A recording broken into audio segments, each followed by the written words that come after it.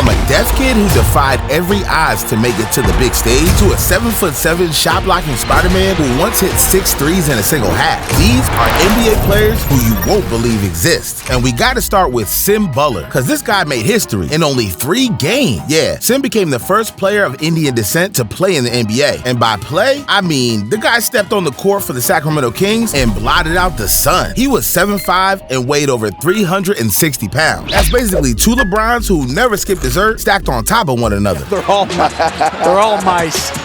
And there it is, Sim Butler with his first NBA basket. Jesus, dude makes Shaq look regular size. And for a brief moment, the Kings tried to build a marketing campaign around him. Didn't quite work out. But hey, Sim still got the last laugh. He made NBA history, got the bag, and never even had to jump. Respect. Now, Sim Butler was big, but Taco Fall was a freak of nature. No, seriously, if Taco wasn't a pro baller, he'd be getting studied in a lab. For starters, he's 7'7", and when he was living on campus in UCF in Florida, the college had to adjust the facilities to suit his height. They've also done some things like in their weight room and training facility, they've had to take out ceiling tiles. Because when he does the jump drills and everything, his hands hit the ceiling. I mean, the neck pain alone could have been a career ender. But that's not all. Taco also has an 8'2" wingspan and a size 22 shoe. And back in 2020, he requested that top shoe designer, Siriato, custom make him a pair. I got a request. I don't know if you're gonna be able to do it or not. Let me hear it. Nobody's ever asked you for this in the store, I bet you. Size 22. Do you have anything in the size 22? That's wild. I don't know. I don't have anything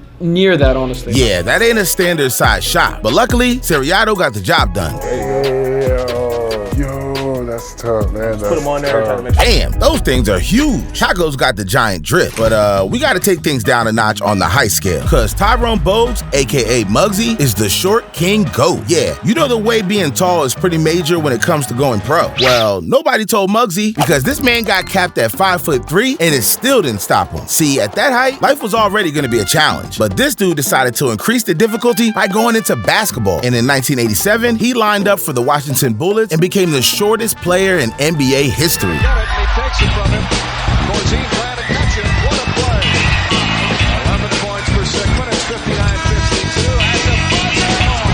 Hey, if I didn't know better, I'd say this was AI, no pun intended. But Muggsy was actually a bit of a cheat code. He played 14 seasons, and amongst all the hype, he was quicker and more agile than anyone. And you know what's really wild? He was teammates with Manute Bol, the tallest player ever in the NBA.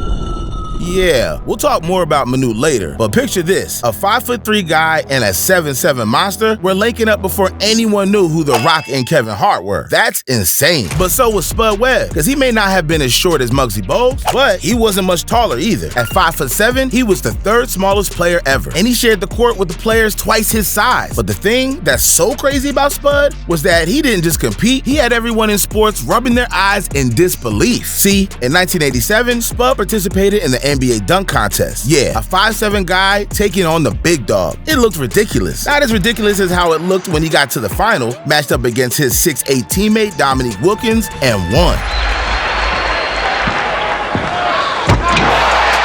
Holy smokes, the little guy's flying. Yeah, flying's cool, but so is being the human version of a chameleon, because Charlie Ward was moving mad. This guy won the Heisman Trophy as a quarterback at Florida State, aka college football royalty. But instead of pursuing a career already there for the taking, he decided he wanted to play with a round ball instead of an oval and completely switched it up. Yeah, Charlie really said if MJ can do it, so can I. The versatility is off the chart. But this next player could have gone straight from the court to the wrestling ring. I'm talking about Oliver Miller, because man, if this dude landed on you after a dunk, it would be good night and game over. See, Miller's the heaviest guy ever to ball, weighing in at 375 pounds. That's heavier than a Harley Davidson street glide, 2 average NFL running backs, an American black bear, or 3 Muggsies. And here's the thing, Miller wasn't half bad either. I mean, he averaged 3 assists per game as a center. Not bad for a guy built like a fully stocked fridge.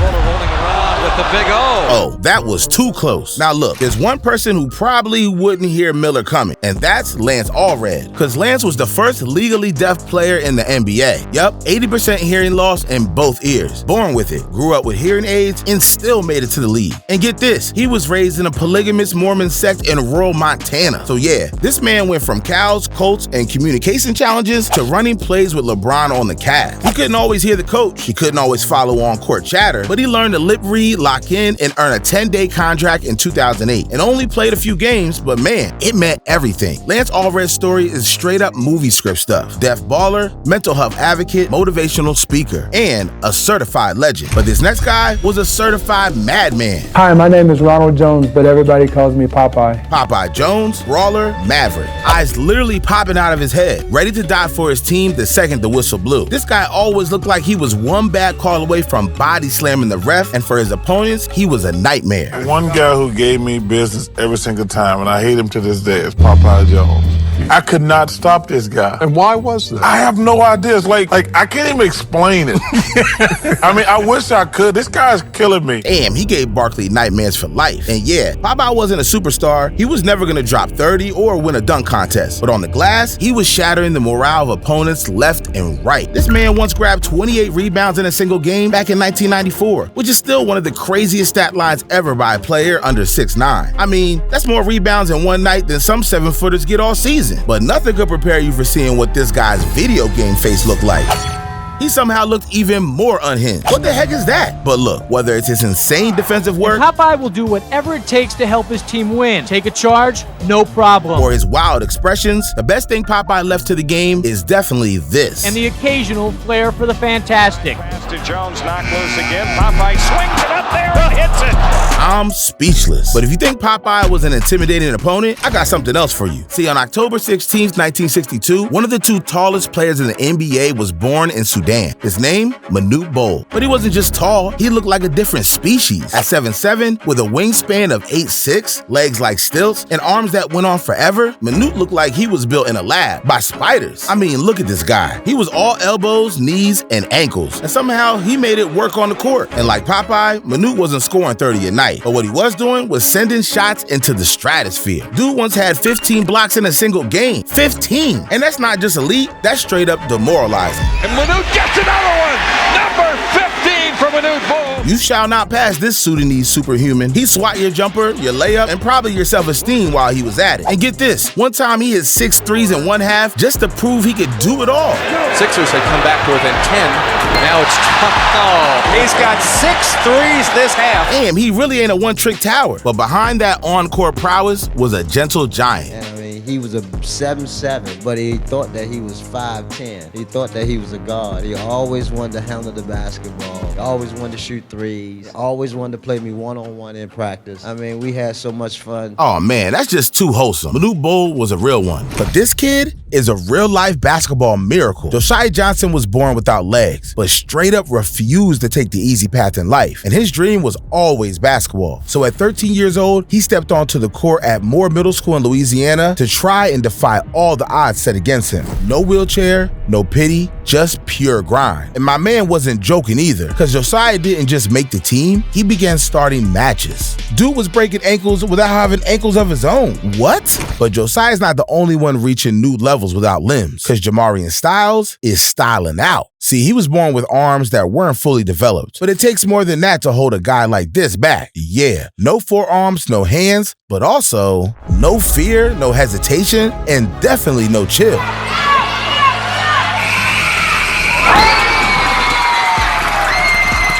He's taking threes like he was programmed to do it. Man, that's insane. And you know what else is insane? Whatever the heck went on with Lloyd Daniels. See, his path to the big stage was kinda irregular, as in crack pipes, bullet wounds, and straight up defying death. This dude went from being called the next Magic Johnson to almost throwing his life away before he even played a single NBA game. Let's rewind. Lloyd Daniels came out of New York with God-tier talent. 6'7" with handles like a point guard, court vision like a hawk, and effortless hop. By high school, people were already comparing him to Magic. Then UNLV scooped him up, and things went downhill fast. Before he could even suit up in college, Lloyd got busted buying crack from an undercover cop. Yep, and it all just started to spiral. Drug addiction, bouncing around shady leagues, rehab stints, and more blown chances than anyone could count. And just when you thought it couldn't get worse, he got shot 3 times over a drug deal going sideways. Yeah, most people don't come back from that, but somehow Lloyd Daniels survived it all. He cleaned up, got one last shot from the San Antonio Spurs in 1992, actually made the team. 13. And you know what? He hooped, dropped 26 points in just his second NBA game ever, played 5 seasons in the league, suited up for 6 teams, and left everyone thinking, how this guy even alive, let alone crossing people up? He should have been a headline for all the wrong reasons. Instead, he became a legend. Listen up though, because there's a young man writing his legacy as we speak, and he's doing something nobody thought was even possible. Imagine being so good at basketball, you drop 30 points in high school games, dunk on defenders, and get D1 scholarship offers with only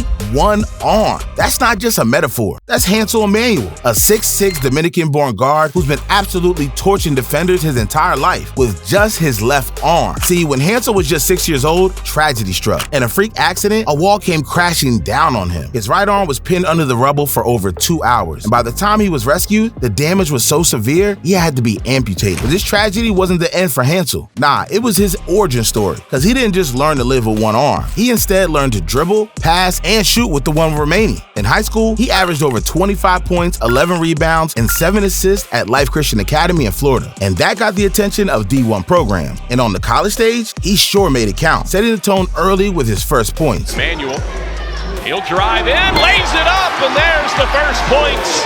After that, he was just scoring for fun. And even with his physical disadvantage, guys seemed to have an athletic advantage over everyone. Emanuel tips the inbounds, and he'll take it from coast to coast. Watch out! Whoa, nobody can stop him. Hansel Emanuel wasn't supposed to get it this far, but it looks like the one-arm assassin is going even further, because he's headed for the 2025 NBA draft. Yeah, this dude has already won in life. All right, let's talk about Shawn Livingston. Now, this guy wasn't born with a condition, but you won't believe he ever stepped foot on an NBA court again after what happened to him. The year was 2007. Livingston was just 21 years old, playing point guard for the LA Clippers and looking like the future. He's tall for a guard, 6'7" with court vision, handles, and that smooth mid-range game. People are calling him the next Penny Hardaway. But then came one of the most horrific injuries in NBA history. See, during a fast break against the Charlotte Bobcats, Livingston goes up for a layup. Nothing fancy, but he lands horribly wrong. Dude's knee snapped backward, live on camera. That's horrific. Apparently, there were staff members getting sick just witnessing it. And honestly, I don't blame him. I wouldn't even want to watch the replay of that. And somehow, the damage was even worse than it looked, because Livingston tore his ACL, his PCL, MCL, and he dislocated his patella. He even dislocated his tibia. Yeah, it was so bad doctors considered amputation within hours of the injury, because they saw how badly the blood flow was compromised. Unlike Hansel though, Livingston luckily didn't lose the limb, but everyone in that hospital that night was thinking the same thing. Career over. But the craziest thing is, Shawn Livingston didn't just recover, he came back to the NBA and became a 3-time champion. From nearly being amputated to getting 3 rings, this guy is built different. But listen, I gotta switch things up for a minute, because over in the WNBA, there's a storm coming, and that storm is called Zhang Xiyu, 7'3", no typo. That's taller than any player currently in the WNBA, and she's only 17. Straight out of Shandong, China, with a wingspan that covers entire defenses, Zhang is already called a cheat code, a female Yao Ming. At the 2024 FIBA Under-18 Women's Asia Cup, she exploded onto the scene. On her debut, she got 19 points on a perfect 9-for-9 shooting against New Zealand, 36 points, 13 rebounds, and 4 blocks. Versus Japan, she broke the tournament scoring record with 44 points, 14 rebounds, 5 assists, shooting 20 of 22 from the floor.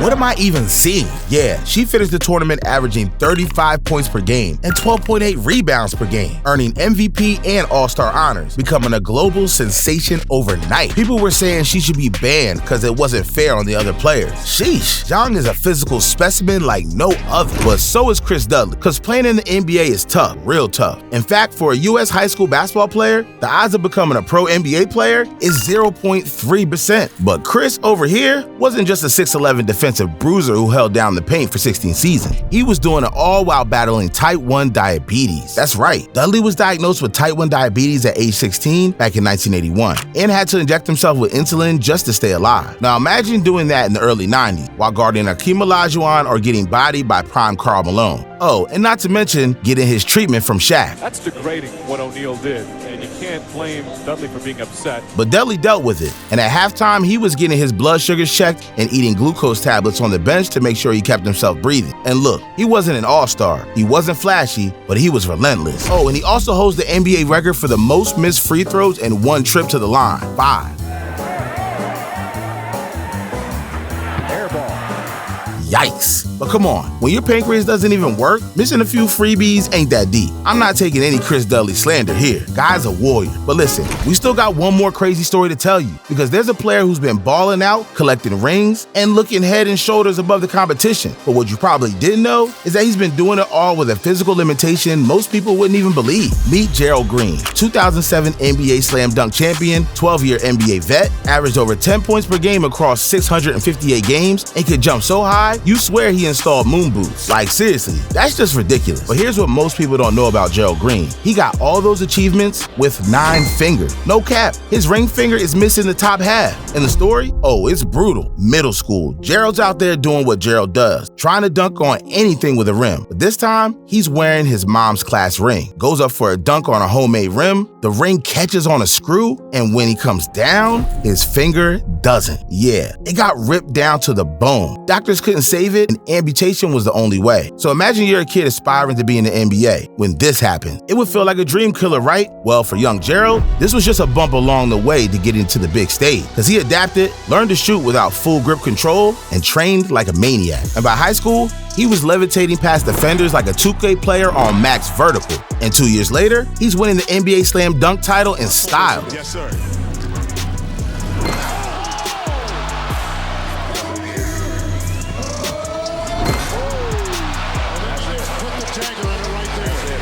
Sheesh, that's crazy. But listen, his in-game dunks were even nastier. Fast breaks, lobs, posters. The man had rockets for calves, and his windmill alley-oop is a freaking felony. Petro, good rebound. Nice outlet. On the run, 2-on-1. Green the finish. These people have families, Gerald. This guy will cook you on the court, then dap you up with a 9-finger handshake. 9 fingers, 1 mission, endless bounce. Gerald Green didn't just beat the odds, he dunked on them.